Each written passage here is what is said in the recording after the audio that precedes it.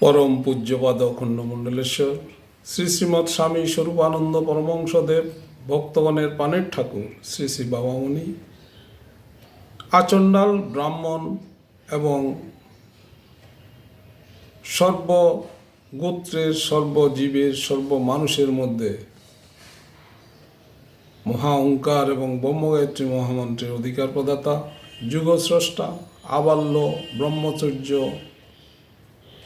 বিরচিত পূজ্যপাদ শ্রী শ্রী বাবামণিকে শতকোটি প্রণাম। যিনি যেখান থেকে আমার সংকলনে যোগ দিয়েছেন তাদেরকে আমার শুভেচ্ছা, স্বাগতম এবং জয়গুরু। স্বামী স্বরূপানন্দ বাণী, প্রাত্যহিক জীবনের বিভিন্ন অভিজ্ঞতা, প্রচলিত ঘটনাবলী, বিশিষ্ট ব্যক্তিদের জীবন আলোকপাত, এই সমস্ত বিষয়ের উপরে আমার চ্যানেলের আলোচ্য বিষয় হয়ে থাকে। আশা করি সংকলনটা পড়বেন, দেখবেন এবং অন্যকে জানার সুযোগ করে শেয়ার, কমেন্ট, সাবস্ক্রাইব করে সাথে থাকবেন। চলুন আজকের সংকলন শুরু করি। আজকের সংকলন শ্রী শ্রী বাবামণি রচিত অখণ্ড সংহিতা ৪র্থ খণ্ডের ৩২৩ নম্বর পৃষ্ঠা থেকে সংকলন করে সংকলিত করা হবে। আশ্রমে আগত এক ভদ্রলোক মন্ত্রজপ সম্পর্কে উপদেশ চাইলেন শ্রী শ্রী বাবামণির কাছে। শ্রী শ্রী বাবামণি বললেন, শত শত মন্ত্র চোখে বেরিয়ে কি লাভ হবে বাবা?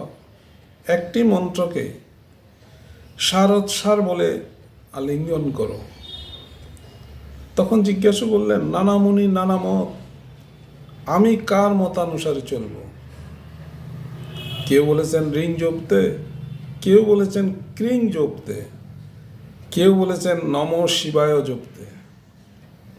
শ্রী শ্রী বাবামণি বললেন, যেদিকে তোমার রুচি যায় তুমি সেদিকে জপো। জপতে জপতে একদিন পূর্ণ সত্যের দর্শন এবং পূর্ণ আনন্দের আস্বাদ তুমি পাবে।